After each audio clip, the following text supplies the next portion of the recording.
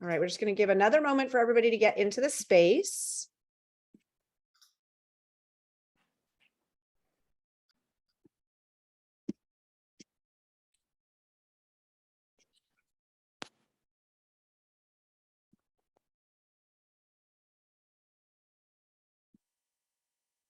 All right, people are still coming in, so give us a moment.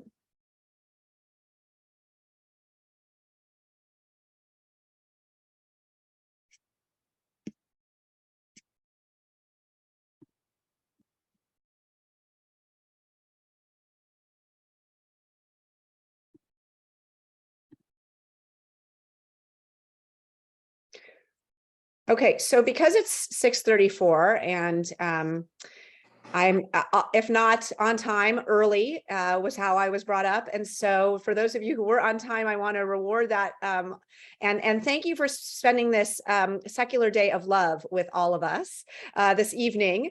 I can think of no better date on my part than Rabbi Kullock. So I'm honored that he would want to spend this Valentine's Day with me. Thank you, Jessica, for lending him.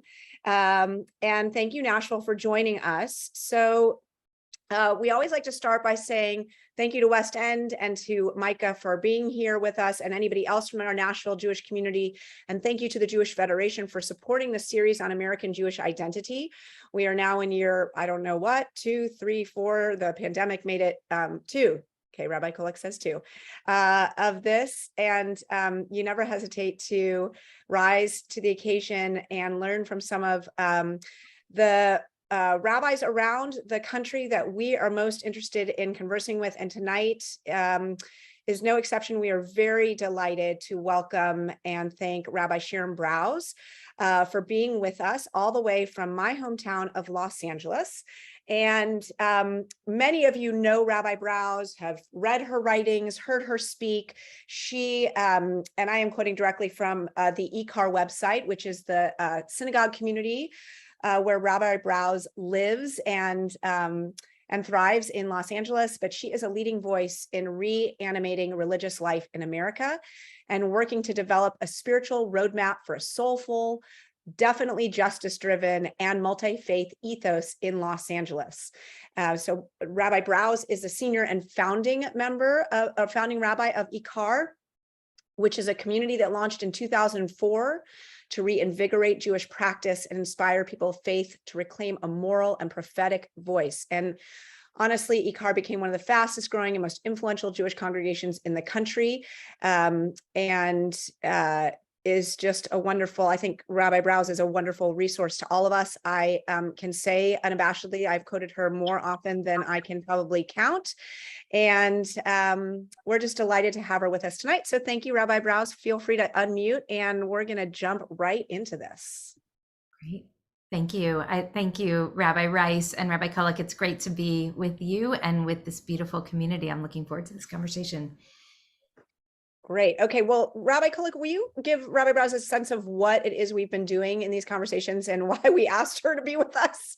I mean, we obviously communicated with her in advance, but a reminder is helpful. Yeah. So during the last few years, what we have been doing in this wonderful culture of cooperation over competition that we have here in Nashville, Tennessee, a Reform congregation, a conservative congregation, we come together and we try to interview wonderful thinkers and people who inspire us. Or in case of Rabbi Brous, she's the rabbi of my rabbi. So it's like she's my rabbi by association, I guess, or whatever. Which is Rabbi Brad Artson. And the idea is to have a conversation surrounding the big chunks of issues regarding American or contemporary American Judaism, what's going on with anti-Semitism from the right, from the left, what is going on right now with Israel, which is certainly challenging. But what we usually do in each and every one of these conversations that we have had is to invite our guests to offer in front of us some sort of a SWOT, according to your view. What would be the strengths and the weaknesses, the opportunities and the threats facing contemporary American Jews and contemporary American Judaism as we speak? That's all you. It's like, yeah, we don't go with like very, the pleasantries and whatever. No, we know that time is very valuable, and we want to learn as much as we can from you. So yes, it's like there won't be any how are you doing questions just jumping into. Favorite flavor of ice cream and a SWOT analysis, please, of the Jewish American landscape. Okay. All right. Well, I'll give you my initial instincts. First of all, it's very meaningful to be together. So thank you for having me. And several members of our team in the last couple of years during COVID moved to Tennessee. So I feel like we're kind of extended family over there. And we're glad to have taken Andrea from you. So sorry about that. Yes, well, she is one of our favorites. And I spent the summer in Chattanooga once, so I feel a little bit. I know the lay of the land over there. So I'll give you my on one foot for the SWOT analysis, and then I hope that we can be in conversation about these different elements. And I'm a novice at SWOT analysis, so bear with me for a moment. But I'll give you. It sounds like everybody here is probably familiar with this discourse of SWOT. Is that right? Is it strengths, okay, weaknesses, opportunities, threats? But frankly, you can riff on that. It doesn't have to be that. Okay. So a SWOT analysis of the progressive Jewish space, of the conservative and reform and Reconstructionist landscape in America today. So I'll give you a couple of instincts to start this conversation. The first is that I believe that a great strength that we have in the non-Orthodox movements is that there is a really profound hunger in America today for justice-driven, faith-based communities where people can experience a real alignment between our core values and our practice, especially as they manifest within communities. I think that's actually probably the greatest strength that progressive Judaism can offer today. So an alignment between values and practice as made manifest in the context of community. And I'll come back to the idea of community in a moment or two. One of the weaknesses is that sometimes, as we've seen, a lack of sense of obligation, I think, leads to a variety of practice within our communities. So, for example, we hear often, I showed up, but nobody invited me for Shabbos lunch. So, like, what is, how is that even possible? Or there's a wonderful couple in our community who they came from the Orthodox world, and when her beloved father died, she said they had just made the move over to IKAR, and she said 20 people from IKAR showed up for Shiva that night, but 200 people from the Orthodox synagogue they used to belong to showed up for Shiva that night. And before they showed up for Shiva, they entered the house, they filled it with lasagnas. There was a sense of communal responsibility, which I will come back to this idea of community. But I think that there is that perhaps the W in the SWOT analysis, the weakness is that sometimes the lack of sense of obligation, lack of shared language around obligation might leave us without a strong sense of what actually binds us to one another and what our shared obligations are, not only to God or in practice, but actually to one another. In terms of opportunities, the O in the SWOT analysis, we could spend all of our time talking about this if you would like. I actually just wrote a book about this, which will come out next year in January.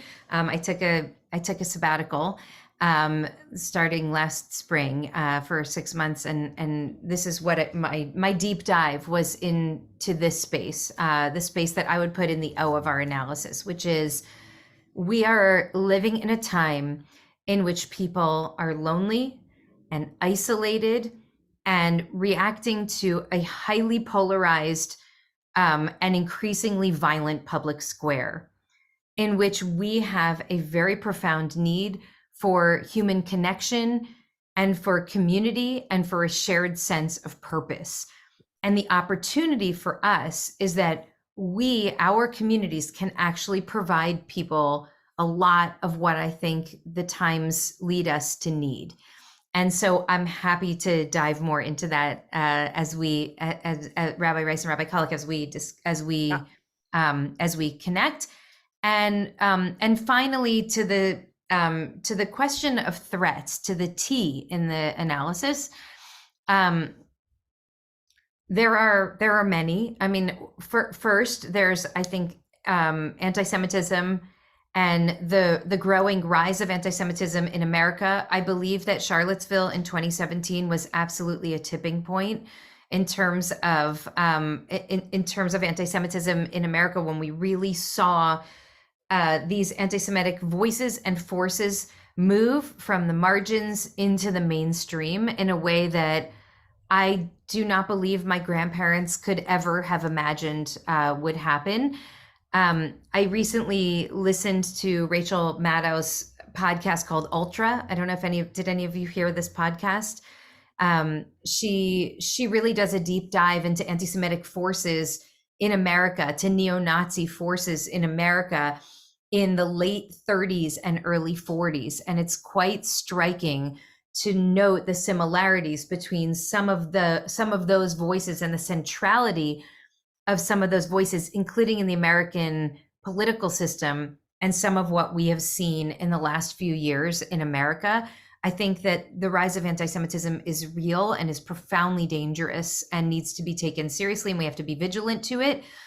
It is also not the single greatest threat that American Jews need to confront today. And I think that anti-Semitism is very deeply connected to that great threat, which is the threat of real anti-democratic forces in America, which is connected to the mainstreaming of white nationalism in America and white supremacist forces in America, and the real fear of what a true multiracial democracy will look like in this country. All of this is connected because, of course, anti-Semitism is a form of racism, though it manifests very differently than other forms of racism, including anti-Black racism in America. And we can certainly talk more about that. And I believe that the growing extremism of Israel's government is also a very real threat to our American Jewish community. And I believe very strongly that if we don't lead with our values, and if we don't use our voices now to stand up and to speak out for who we are and for the concerns that we have about what's unfolding over there, then our community is in grave danger of disappearing. I think that our continued existence is dependent on us using our moral voices to speak out against injustice, both in this country and in the state of Israel and around the world, and to do so from a foundational commitment to Jewish text, Jewish history, and Jewish tradition. So that's my on one foot SWOT analysis, and I hope it gives us a little bit of fodder for discussion today. I mean, I just think it gave us nothing to talk about. You just didn't touch on anything that had any kind of depth to it. So, okay, Rabbi Kullock, I'm going to launch in here if I can, because I think there's so many entry points for going deeper, and you pointed those out along the way. I'm going to start with one that kind of was earlier on in your SWOT, which is this topic of obligation and commandedness, because, you know, it was interesting. This last week, when we were engaging in Torah study with our sixth graders and their families, we were looking at the Ten Commandments, and we had this whole conversation about, you know, why is there such a negative reaction, a negative knee-jerk reaction to this notion of being commanded? And we kind of went around the room, and people got to say like what it is that they just feel is so negative about it. And then we talked about like what could be the positives of being obligated or being commanded. But it's always flown in the face of what it means to be an American, right? Like this emphasis on autonomy as kind of our pride and joy, and but how our community suffers when we don't feel this it's the freedom to rather than the freedom from kind of thing. But, you know, it's interesting because I think that as we come out of this COVID phase where we realized that we could do so much from home. We could do our jobs from home. Not all of us, but many of us. We could do our, in the South, they say we could do our church from home, but we could do our Judaism from home, our synagogue from home, virtual learning, live stream services. I just wonder now, as we are back into this kind of hybrid mode of some people want to be back in person, some people want to engage, continue to engage in this sort of virtual experience, how that notion of commandedness gets even further away from us, because we won't have that same inclination necessarily to bring the lasagnas to the Shiva. Does that make sense? Right. So I think you're asking a really interesting question, and let me make sure that I'm getting this right. Yeah, please, because I don't know if I even asked the question. Well, essentially that during COVID, when we were forced into isolation, we were necessarily separated from one another. And now that we're able to come back to each other, if we don't feel obligated to return to each other, so then what will be the glue that holds community together in a time when now we know something that none of us in our lifetime knew before, which is that for literally 18 months to 2 years, we could completely cut off social contact with other human beings, right? So given that we now know that we have done that, and in fact, in some ways, we built the muscles for that kind of isolation. If we're not pulled back into the public space, into the communal space by way of obligation, then what does pull us back? Am I understanding you right? Yeah, and I'm going to add one more thing to that, if I could, just to layer it on, that this notion of anti-Semitism, I think prior to Charlottesville, we were living in this time of kind of hyper-emancipation, right? Where that's what Danny Schiff calls it, this like notion of we didn't feel othered. We felt very like free to kind of move about in all circles. And so we didn't feel the same need, the same obligation or the same need for community, I think. And now that's not necessarily the case, but the question is, how long lasting is it? And what does it say if it's the negative force from without that causes us to feel like we need to connect with each other? Oh, okay. So I think there are 8 questions in one. Probably true. Go anywhere you want. We'll take them one at a time. I'll try to address this. So, what happens if there's no negative force pushing the Jewish people together? What will, if anything, hold us together is one really good question about the role that anti-Semitism plays in actually building Jewish community. By the way, we had an experience at IKAR that I wonder if you also had in Nashville, in which the Shabbos after the Tree of Life shooting, we had more people that Friday night than we've ever had for any other non-High Holy Day Friday night. So in other words, literally 4 times the size crowd. We couldn't fit everybody that we had because there was something that was stirred up in the Jewish soul that said, if someone's going to walk into a synagogue and God forbid start murdering Jews, I'm going to show up at synagogue now. And my friend, Professor David Myers, who's the head of the history department at UCLA, wrote a little book. It's probably right here somewhere. He wrote a short book called, I think it's called like A Short History of the Jewish People. And he makes the surprising assertion that there are 2 great forces that have sustained the Jewish people throughout history. One of them is assimilation, and one of them is anti-Semitism. Okay, so this might be completely, you should have fallen off your chair just now. So, I almost did when I first read this. One of them is assimilation, because he says wherever Jews have gone throughout history, we have acclimated to the environments and the cultures that we've been in. We have learned the languages, we've learned the skills, we've learned how to navigate our way through the social and political environments in order to be safe for some amount of time. But the second force is anti-Semitism, because we've never been truly safe, never been fully safe. So even if we could be safe for 100 years or 200 years, at some point, the forces of anti-Semitism have again risen. and have left us in a very precarious and threatened environment. And so somehow the push-pull of assimilation and anti-Semitism has actually led to the survival of the Jewish people for literally thousands of years. So take it or leave it. I found that to be a very interesting and compelling argument that he made. So, but Rabbi Rice, back to your, so to one of your questions about what is the pull toward Jewish life when there isn't a great threat of anti-Semitism in our culture. When I remember my first year in college, when the spokesperson from the Nation of Islam, Khalid Muhammad, was invited to come and speak on campus. And I wanted to go hear his talk because he was speaking about the death of Malcolm X. And I was really interested in hearing what the spokesperson for the Nation of Islam would have to say about the death of Malcolm X, because it certainly seemed from Malcolm X's autobiography that he believed that it was the Nation of Islam that was going to assassinate him. So I was very curious. And I remember approaching young Jewish student, New York City, new to school. And I approached the Ferris Booth Hall where they were holding this lecture. And there were hundreds of Jews outside protesting, saying that this man was an anti-Semite and that he had no place speaking on our college campus. Mm-hmm.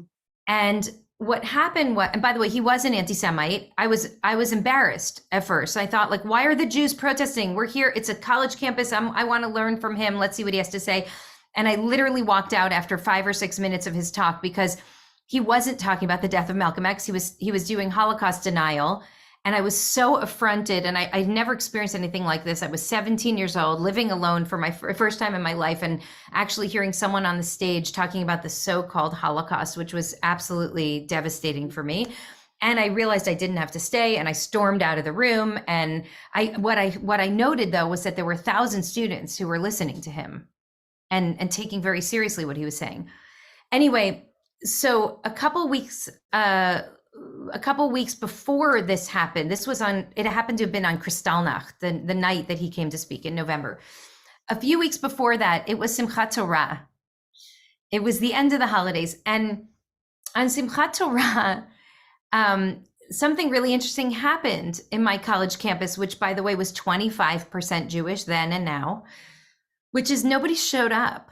And so a young college student wrote an open letter to the Jewish community, and he put it in the mailbox of every student who had a Jewish name. So I didn't get one, but a lot of my friends got them, so I read them. I guess he didn't know about the Brous family tradition, and so I saw this letter, and he basically said, "What does it say about us as a people that 400 or 500 or 600 Jews will show up in front of Ferris Booth Hall to protest against an anti-Semite, but 6 Jews and a Sefer Torah show up on Simchat Torah? Yeah. What does that say about our people, that we're so much more activated by the danger of anti-Semitism than we are by the joy of Jewish life?" Yeah. This was a profound lesson for me. My first year in college, I wasn't even 18 years old. And I realized how right this student was. And it actually really helped me on my Jewish journey to try to seek out opportunities for not fear-driven Jewish engagement, but for a Jewish engagement that's rooted in love, that's rooted in hope, that is an expression of our core values, that is an expression of a kind of moral clarity that, again, derives from or is derived from our Jewish history and from our Torah. And it forced me to contend with the easy answer of anti-Semitism as an activator.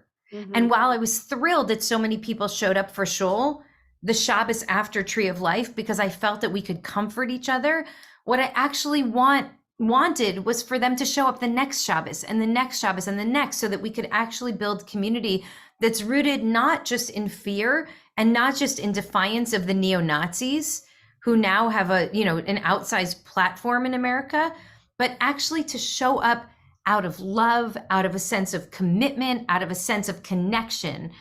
And that, I believe, is one of the great, I would say, challenges and opportunities in our American Jewish life today. I answered only one of your eight You know what? questions. It was great. And I'm going to say thank you. And I'm going to ask Rabbi Kullock if he wants to jump in. Yeah, the truth is that when you were talking about what happened after the shooting at the Tree of Life, it brought me back when I was 14. I was 13. I was in Argentina. That's from where I carry my accent. Or people say I have an accent. I don't know. It's like people in Nashville already, don't notice it anymore.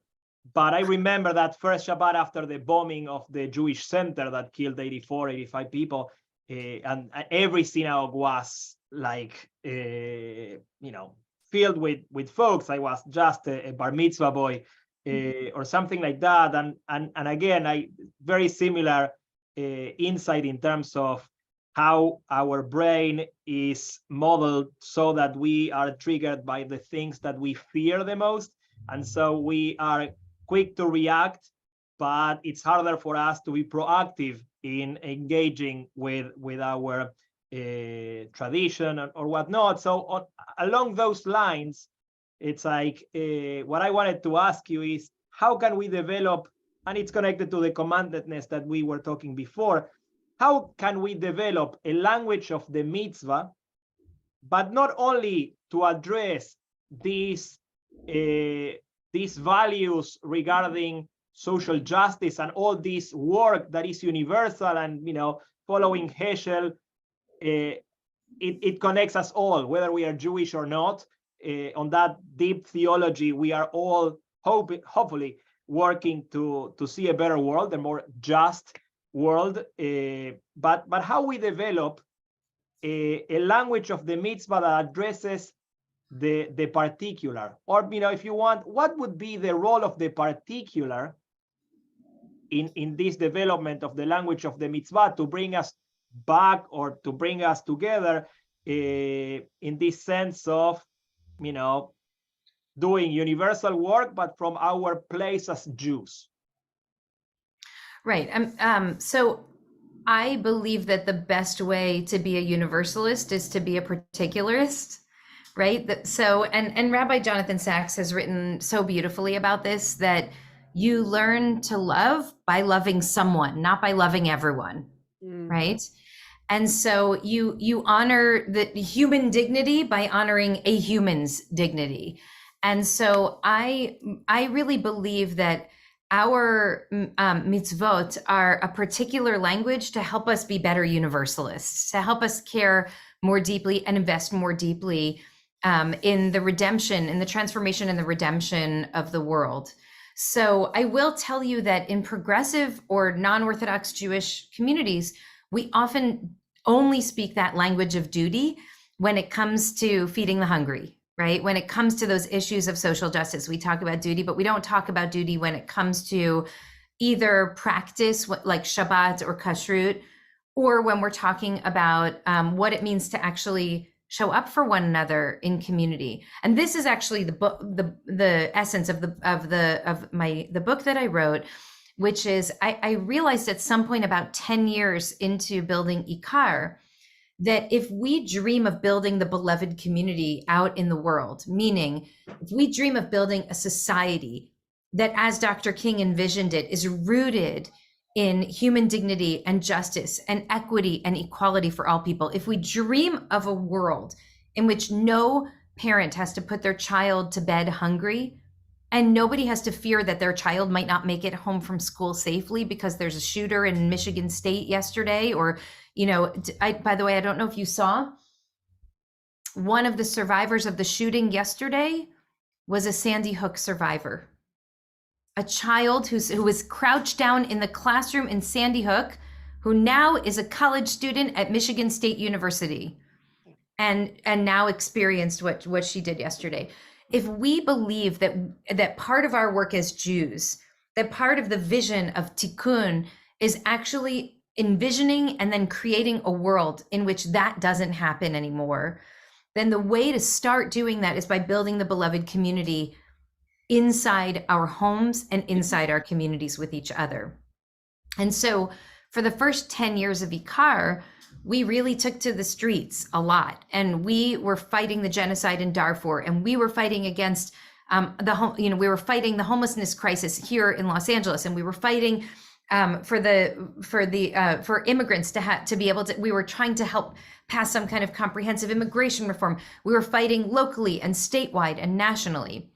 And what I realized was, after 10 years, I had never given one sermon talking to our community about our obligations to each other, about what it means to actually show up at Annette's Shiva when her father dies, which her former Orthodox synagogue talked about all the time. So they all knew to go, but we didn't know. Yeah. And so what we ended up doing was using this language of obligation and of duty to talk about the obligation to actually love each other, and that's part of the work of building a redeemed world. And I'll share with you that there's a piece that came out in the New Yorker just today that was written by an incredible writer, a young guy I know called Matthew Schnipper. You can probably find his piece at some point. He writes about music, and he's an incredible writer. And his son, a boy named Renzo, died very suddenly and very tragically last year. And I know him because we're in this network of Jewish artists and activists and thinkers. And he wrote to this group and he said, my sweet boy died, and I just want you to know that he existed in the world. And he put a picture of Renzo. And so we tried to coordinate how we could help this family walk through this terrible tragedy. And we ended up it was in the peak Omicron, if you remember, last December. And we created some virtual rituals for him. And he writes this piece about the virtual Shivas and what it meant to say Kaddish on the screen. So Rabbi Rice, this is also connecting back to your question. And I'm going to read you the sentence that he writes in the piece that just, I feel captures the very essence of this, of what we're talking about here. He says, comforting the other offered a primal sense of purpose. Love was now about duty. Love was now about duty. And so essentially showing up for each other in these moments of crisis, and I would argue in moments of celebration, in moments of sorrow and in moments of joy, is actually also about duty and about obligation. We just don't often talk about it that way. But actually dancing at someone else's chuppah is an act of obligation and an act of commitment to building a beloved community right there under the chuppah, so that the presence of that kind of holiness can reverberate out and hopefully help manifest a beloved community more broadly. Rabbi Rice, I see your. Yeah, no, I first of all, get very excited about the things that you share, but just this notion of, we're really only commanded to love God. The commands that are towards one another in our Torah are ones of duty and of act in that way. I think of like Elu Devarim from our morning prayers, this notion that is how we in fact show our love for the divine and our love for one another. I couldn't agree more. I mean, it is a case for obligation and for duty for sure. But I am thinking about a piece that I read. It's from a congregational consulting sort of listserv that I get, and it's geared more often towards churches, but a lot of it is applicable to the synagogue world as well. And one of the things that they were saying in the recent article was that synagogues, churches, they've rarely been good at defining and measuring the changes that they want to see in their members' lives. But if we can get clear about those changes, and if we're successful in creating them, it shouldn't matter when our members are in the building. What will matter is that they're living the lives they've been called to live and doing the work they've been called to do. And I still feel like there's this rub between doing the work you're meant to do in the world and what you're talking about, building the beloved community within the walls of our community. And we can say that, we're two synagogue communities here on this Zoom, but we are a Nashville Jewish community, and we're small enough that we behave that way. A shiva for one is not just from that one congregational community. We're very blessed that there's a lot of ties between folks regardless of their synagogue affiliation here in this community. But I do think there's value to that it's not just about what is your own sort of personal spiritual pursuit out in the world. That's not enough. There is this element of obligation to others, to showing up, physically showing up, that I think is compelling. So I'm just giving an exclamation point to what you've been saying.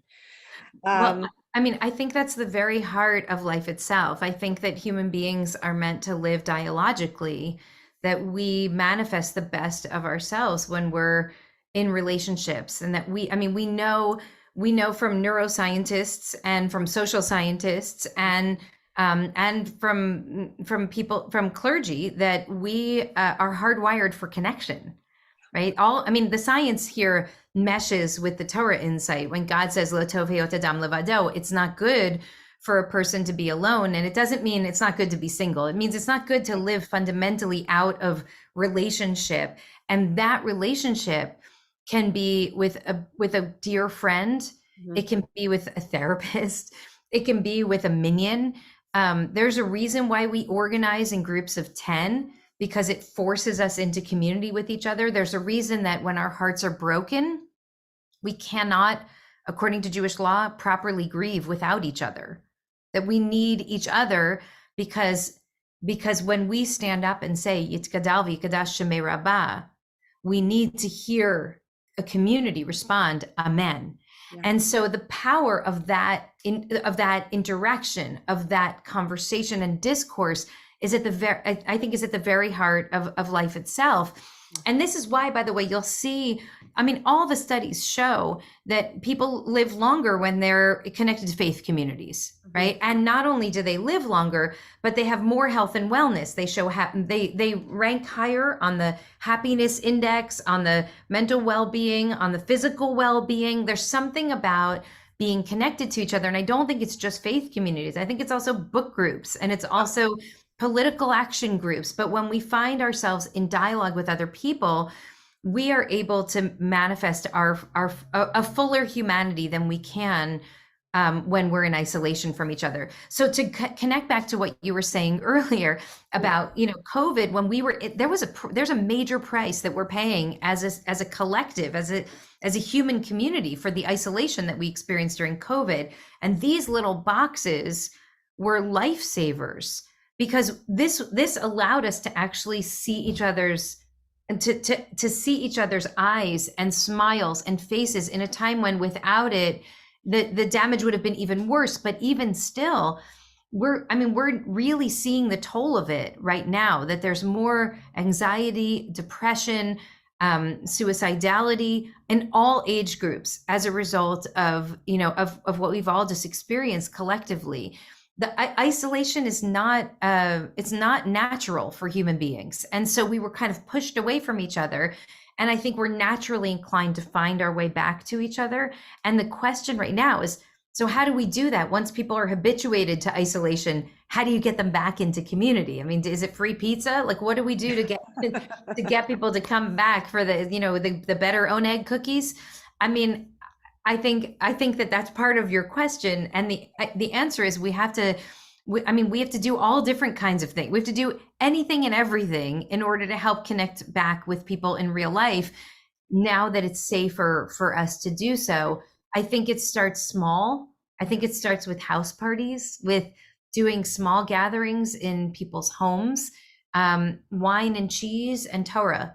I think that in my experience at IKAR, and we do these house parties every single week for 19 years, people are much more comfortable going into someone's living room and having a glass of wine than they are going to a synagogue on Saturday morning. And so if we can start to help people reestablish connection in smaller, more intimate ways, then I think people start to open up again and will find their way back into the shared space. It's I keep thinking about this, that there is some paradoxical nature of particularism, that at times it can become a little bit like sama chaim or sama mavet. It can be what in Greek is pharmakon. It could heal you or it could kill you depending on how you use it. But So we have seen the ugly face of particularism that happens every time it is associated with supremacy. So we see it here, we see it in Israel, we see it in so many other places. But interestingly enough, or paradoxically enough, the best way for not only a beloved community, but a beloved country, or a country that makes room for everybody, is not by diluting the differences, but by doubling down on the development of particular communities of folks in which the value is to learn how to celebrate what we have in common and to respect what we have different. And there is always, between the pull and the push that you were talking about, anti-Semitism and assimilation. I think that even in the discourse of the national state, there is always a push for everybody to be exactly the same and to erase the differences. And doubling on the differences without falling in the trap of the supremacy, which is tricky because we see how many people fall into that trap, might be connected in how do we develop a love for somebody that is very particular, but at the same time create the conditions for the whole country to learn and to accept and to embrace different groups of people with different practices, as long as we share some common values, right? But my question to you here would be, and you said it just a moment ago, you said wine and cheese and Torah. What would be the role of Jewish learning in all of these, program for the beloved community that you talk about? Well, I'll tell you, when we started the community here in LA in 2004, the way that we started, actually, I wrote a mission statement. I wrote what I dreamt would be possible for Jewish life and shared it with a few friends who shared it with a few friends. And I said to people, if this interests you, let's meet on Friday night. And the mission statement was really simple. It basically said, in a time of religious extremism, we have to be equally committed to manifesting religious creativity. In a time of hatred, we have to manifest love. In a time of so much human suffering, we have to be the bearers of healing, right? Something like that. And we put it out to the community, and a lot of people showed up on Friday night. 135 people showed up on Friday night. And we were so stunned. And I realized a couple things. One, that this was a resonant idea, that people wanted to be in communities of purpose with each other. And two, that we were never going to build a real community if there were always 135 people in the room, that we had to actually know each other. And so immediately, at the recommendation of a guy here in our community named Gary Wexler, I don't know if any of you have ever encountered Gary Wexler, kind of creative guy in the community. And Gary said, you should do house parties in the spirit of moveon.org. It was 2004. So I don't know if you remember, but they were trying to get neighbors who shared political interests to come together. So they were kind of organizing by zip code. And so we started to do these little house parties. And the way that I did them was, I said that I asked in services, who here is willing to offer your home for a small, intimate gathering of Jewish learning and community? And literally like 9 or 12 people raised their hands immediately that they were willing to host. I'll host in this neighborhood. I'll host in that neighborhood. And so I told people that we wanted no more than the number of people who could comfortably fit in your living room, and that they should have the spots. If they had 12 spots, for example, 6 of them should be their friends who are not at all connected to the community, and 6 of them would be open up to the IKAR growing email list. And so it was a combination of people, some of whom knew each other and some didn't. And I said to the host, what is the pressing moral question that you and your friends are struggling with today, related to Judaism or theology or not? And then I built a text study around that. And then people would come in, and we would spend the first half of the house party, everyone would grab a pizza and a beer and come sit down, and people would introduce themselves. Who are you and what brings you here? What's your story? What's your Jewish story?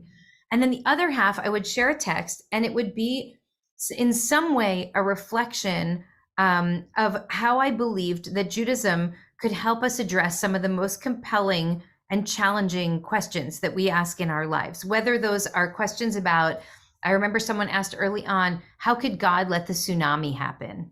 Mm-hmm. Right? That's a theological question. I remember there was one house party where someone said, I'm turning 30 and I'm still single. What does it mean? Right? Which is not necessarily a Jewish question. My parents are at a really challenging age, and so are my kids. Where do my responsibilities go first? So what I would do is just try to help people understand that Jewish texts and tradition could be the lens through which they not only connect with each other, but also help to see their lives, right? That there's ancient wisdom to help us process some of the challenges that we're experiencing in our own lives. And so so what's the role of Torah study in all of this? We became a community that was bound together through addressing the serious questions that we have and looking to Judaism as a wellspring of knowledge and ideas and discourse that could help us engage those most difficult and greatest challenges that we have. Rabbi Brous, I know we only have about 10 more minutes, and I haven't opened it to anybody in the Zoom classroom, but I do want to ask one more question, and I fear that the question I ask is we probably don't have enough time to get into, so please do say. But one thing that you touched on in your opening sort of SWAT dive was how important it is for us as an American Jewish community to be organizing and to raise our voice around what we see is going on in Israel today. And I have a sense, and this is with my third child in Israel right now for the semester and a group from our congregation heading there in June. I just have a sense that so many Americans, and certainly so many American Jews, are so tired politically from what we've gone through in our own country over the last 4, 5, 6+ years, that there's not a lot of energy and fuel in the tank left to even manage thinking about, discussing, and organizing around what's going on in Israel. It's not a complacency and it's not a defeatism. It's just, I think, an exhaustion. And I'm curious if you see that, and if there's a way to, I would be thrilled to have the voices lifted, but I'll take it a step back. I would be happy just to not lose engagement or support for or interest in Israel. And I just think people are tired. So I'm curious if you have something to say about that. Well, I think that's a generous read that people are just tired. I mean, yes, we're tired, right? We're exhausted. This has been a kind of spiritual whiplash. Every day of the last several years has been another crisis. And I wake up before my husband does each morning. And so I'm just sitting there waiting for him to wake up so that he says, okay, tell me what the 5 things are that you need to share with me. And I'm like, oh my God, there was a shooting in Michigan State and and there were 250,000 people outside of Bibi's house. And they're like, we've had it's so much. Yeah. It's so much. And it's hard for the spirit. And that's why we need Shabbat. And thank God we have it every single week. Right. I don't think it's just exhaustion, though. I think that there are really good reasons why American Jews are reluctant to engage in the conversation about what we see as a real and growing danger in Israel. And I think part of it has to do with a growing anti-Semitism and our desire to not fuel anti-Semitism. And I think part of it is because we feel like we don't really have a right to talk about what's going on over there because it's not our kids who are on the front lines, even though many of us, I imagine I'm not the only one with immediate family members who live there. I think that there's a real reluctance and resistance to talk about it for some very good reasons and for some bad reasons. Yeah. One of the bad reasons is that we've been trained over the course of the last 20 or 30 years that we don't have that right to speak. And if we have spoken out and voiced our concerns, we've been fought very, I think, ferociously in the public space by people who are the protectors of Israel's image, and that's been really to the detriment of this American Jewish community and the relationship between Israel and American Jews.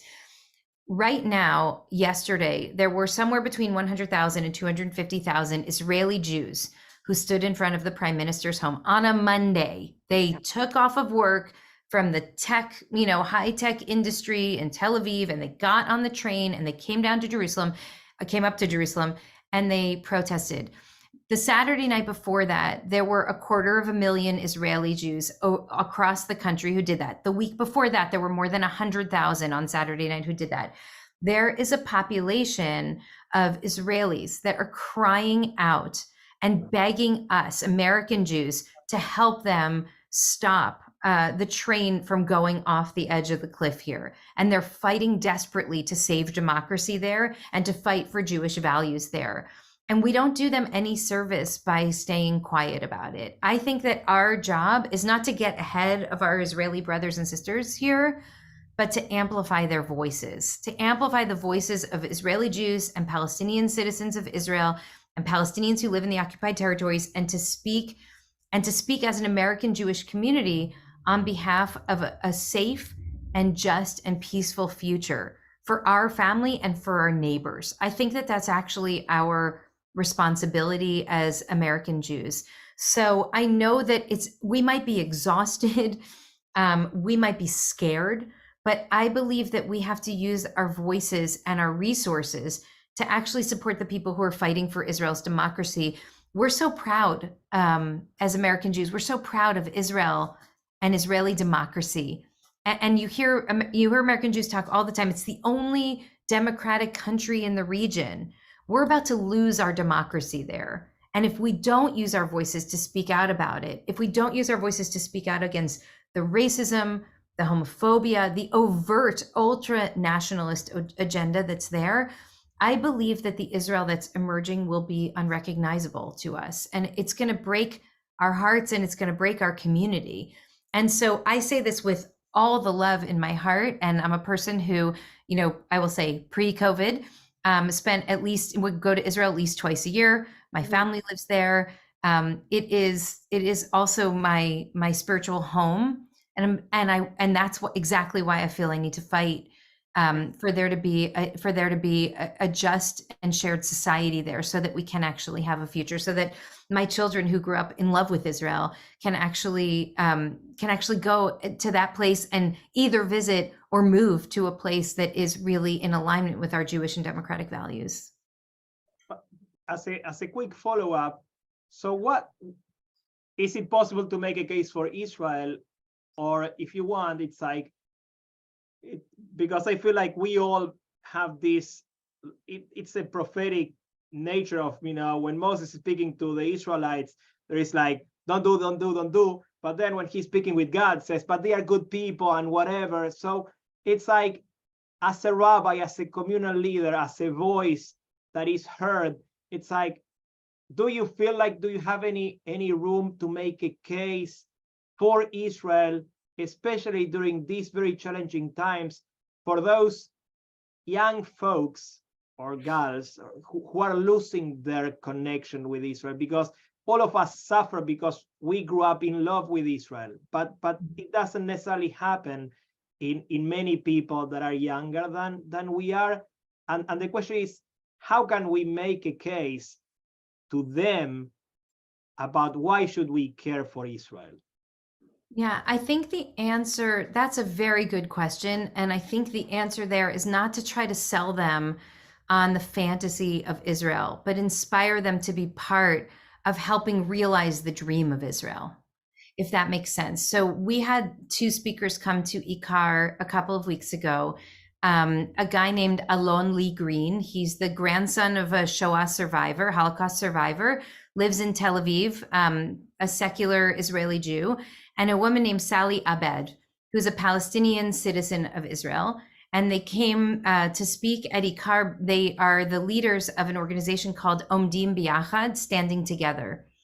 And they both spoke about why they believe that they, as neighbors, need to work together to build Israeli society. And it was the most inspiring, most hopeful, most beautiful vision of Israel that I could offer my community. And it wasn't a made up, let's go to, let's go on a hike at En Gedi and see how beautiful it is and watch the sunrise over Masada. That's a beautiful tourist vision of Israel. But at the end of the day, we have to be part of supporting the building of a society that's actually rooted in our Jewish values, which is rooted in loving the stranger, loving the ger, not oppressing the ger, creating one system of law that applies to everybody, building a true just society, as our Torah would command us to. And so we can have our kids fall in love with Israel with these free trips. And, my kids did fall in love with Israel that way. And we took them to Israel again. I mean, at least my kids have been there. They're teenagers and they've been to Israel 10 to 15 times already. Like we're diehard. We're really serious about this commitment. Brought them every year almost. And they fell in love with the hikes and with the shuk and with the marzipan from the Jerusalem shuk. But the fact is, at some point, they had to know that this is a very complex reality in which Jews and Palestinians have very different rights and very different dignities. And our responsibility as committed Jews who love Israel and who understand Jewish history and understand something about democracy is to be part of helping to create a different kind of reality in which Israel can actually flourish the way that those 150,000 protesters actually want the state of Israel to flourish. Yeah. I mean, just as you were speaking, Rabbi, a friend of mine who was obviously up very late in the middle of the night in Israel sent an article from Haaretz about how they want to criminalize immodest dress at the Kotel and forbid non-Orthodox prayer. So this is not just an issue of, the ger, it's also like that liberal or progressive Jews become the ger as well. And that will be another frightening aspect of what we see developing. We did not leave time for questions and comments from the group. I feel like we could talk for a whole nother hour, but we do want to respect your time. And we're so grateful that you took the time to be with us. And we hope that we'll be able to invite you again and that you'll share with us. I know she's pretty remarkable, so you can go ahead and quiet applaud in your Zoom spaces. But we're just grateful to have you with us, and we'll look forward to sharing your book. I hope you'll let our community know when it's available. Yes, and maybe come back and for a reading and share with us then would be quite lovely. I would love it. It's coming out in January 2024. So it's at the copy editor now, and I would be so thrilled to come back and share it with all of you, maybe even in person. So thank you. And it's really been wonderful to be with you. And thank you, Rabbi Kullock and Rabbi Rice. I'm very honored by the invitation. Thank you so much. We're so glad to have you. Rabbis, both of you, if you'll stay for just 1 second so we can say a proper thank you and goodbye, but we're going to say goodnight to everybody else. And have a good rest, a safe rest of your week. And we'll hope to see you on Shabbat, everybody. Shavua Tov.